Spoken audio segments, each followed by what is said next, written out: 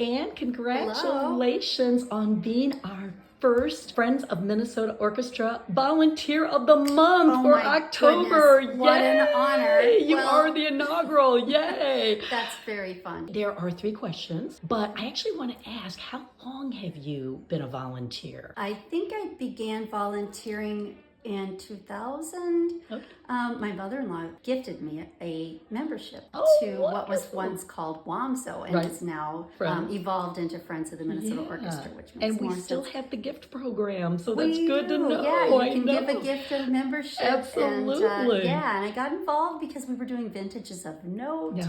You know, a few years later, I ended up on a committee to help plan that event, which was lovely.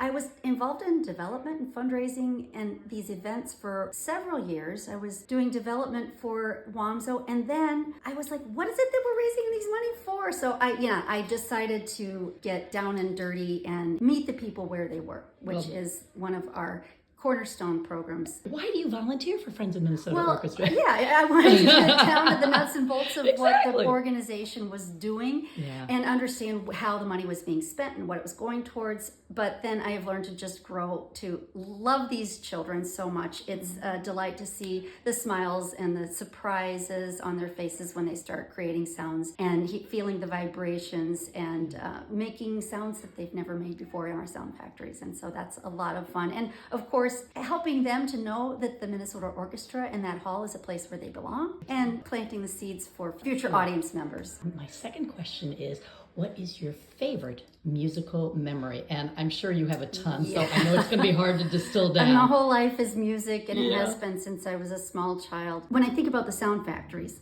my first experience in being a part of realizing what music can do, I was in a music class in about first grade, and the teacher had xylophones, and she had one for her, and she handed me the mallets, and she said, you could play this xylophone. And she had, unbeknownst to me, removed strategically some of the keys, so no matter what bars I played with my mallet, it would match the song that she was playing in whatever key. And so that was just beautiful, and I remember feeling quite proud of the wonderful, beautiful duet that we made in front of the whole class. And so I think that, you know, if we're giving those kids an opportunity to experience something like that, then we're doing our job. And number 3 is, what is your favorite childhood book? I'll start first with how fortunate we are to have commissioned so many beautiful commissions and compositions that match up dozens of children's books for kinder concerts.